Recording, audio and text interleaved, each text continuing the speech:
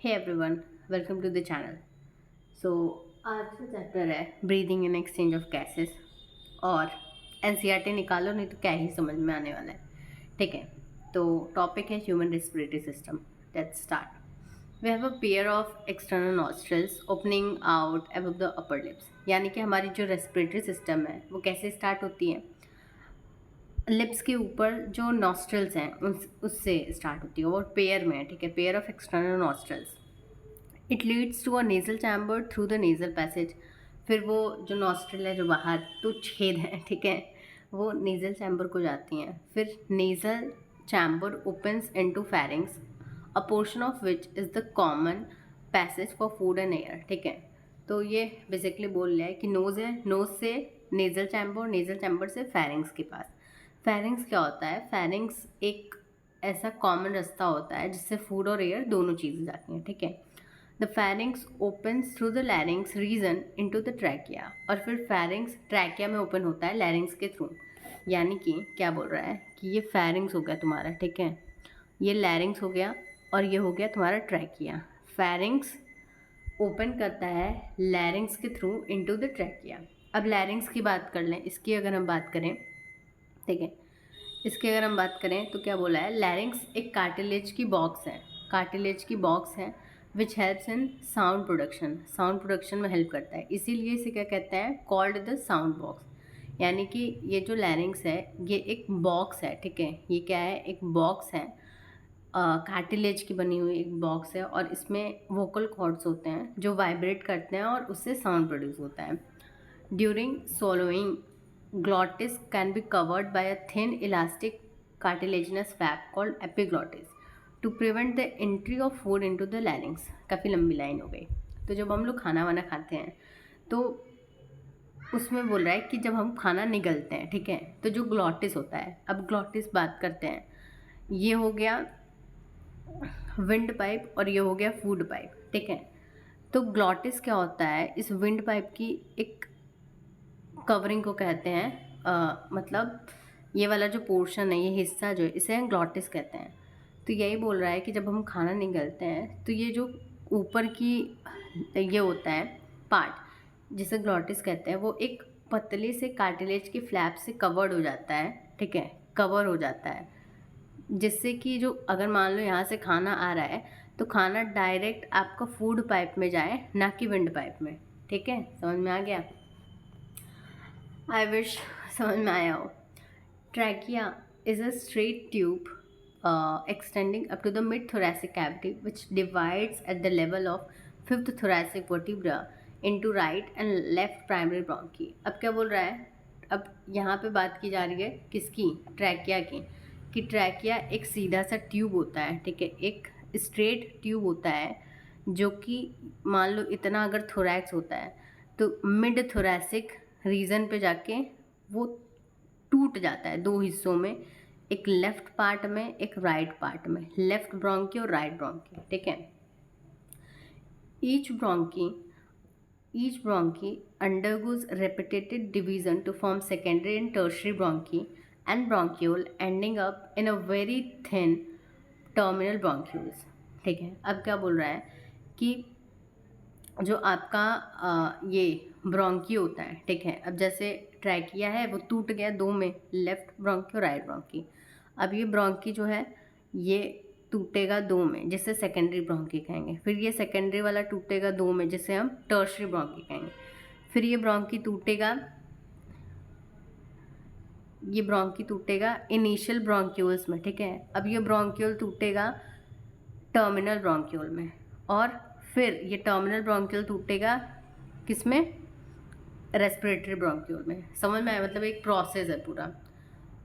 आगे क्या लिखा है? जो ट्रैकी है, ठीक है, ट्रैकिया जो है प्राइमरी सेकेंडरी टर्शियरी ब्रोंकी जो है और इनिशियल ब्रोंक्यूल जो है वो सपोर्टेड होते हैं इनकम्प्लीट कार्टिलेज के रिंग्स के। मतलब कि मतलब अब ये देखो दूसरा मतलब समझो कि ये ट्रैकिया हो गया, तो ये ट्रैकिया कवर्ड होता है इनकम्प्लीट सी शेप कार्टिलेज के रिंग्स के थ्रू। ठीक है, ये ट्रैकिया हो गया, ये ब्रोंकी हो गया, तो ये ब्रोंकी भी कवर्ड होता है, जो प्राइमरी ब्रोंकी है। ये जो सेकेंडरी ब्रोंकी है वो भी कवर्ड होता है। ठीक है, फिर ये जो टर्शरी ब्रोंकी बना है वो भी कवर्ड होता है, और इससे निकला हुआ जो इनिशियल ब्रोंक्यूल्स हैं, ठीक है, वो भी कवर्ड होते हैं। अब लिखा है each terminal bronchiole give rise to a number of very thin irregular walled vascularised bag like structure called alveoli. अब आपके जो टर्मिनल ब्रोंक्यूल्स होते हैं, ठीक है, अब हम फिर से बता देते हैं। ब्रोंकी से स्टार्ट अगर हम करें, ठीक है, कि आपका लेफ्ट वाला ब्रोंकी है और ये राइट वाला ब्रोंकी है। अब इससे निकला था आपका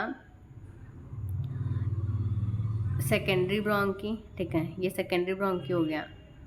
अब ये क्या हो गया, ये टर्शरी ब्रोंकी हो गया, ठीक है, टर्शरी ब्रोंकी हो गया। टर्शरी ब्रोंकी के बाद ये हो गया इनिशियल ब्रोंक्यूल्स, समझ में आया, इनिशियल ब्रोंक्यूल हो गया। इसके बाद क्या आएगा, इनिशियल ब्रोंक्यूल के बाद आएगा टर्मिनल ब्रोंक्यूल, ठीक है, टर्मिनल ब्रोंक्यूल हो गया। अब ये जो टर्मिनल ब्रोंक्यूल है इसके ऊपर लगे होते हैं बहुत ही पतले और इरेगुलर वॉल्ड, ठीक है, बहुत ही पतले irregular walled bag like structure, ठीक है, जिसे क्या कहा जाता है, एल्वोलाई कहा जाता है। समझ में आया। The branching network of bronchi, bronchioles and alveoli comprises the lung. We have two lungs which are covered by double layered pleura with pleural fluid between them. मतलब बोल रहा है कि हमारे पास दो लंग होते हैं, दो फेफड़े होते हैं, ऑब्वियसली पता है भाई, ठीक है। तो मान लो ये फेफड़ा हो गया, एक दूसरा ये फेफड़ा हो गया, ठीक है। ये जो फेफड़ा होता है, अगर हम एक सिंगल फेफड़े की बात करें तो वो दो उसकी कवरिंग होती है, ठीक है। एक ये वाली अंदर की कवरिंग हो गई और ये बाहर की कवरिंग हो गई, तो दो लेयर्ड होता है जिसका नाम क्या होता है उस कवरिंग का, प्लूरा, ठीक है।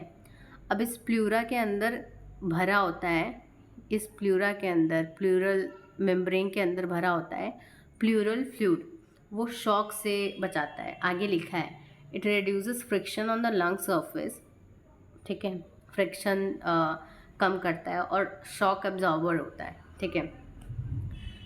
आगे क्या लिखा है, the outer pleural membrane is in close contact with the thoracic lining whereas the inner pleural membrane is in contact with the lung surface.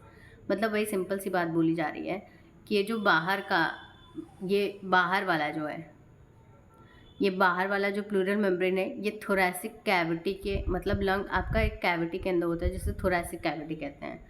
तो ये बाहर वाला हिस्सा इस थोरैसिक कैविटी के पास होता है और जो इनर प्लूरल मेम्ब्रेन होता है वो इस लंग के साथ अटैच होता है, ठीक है।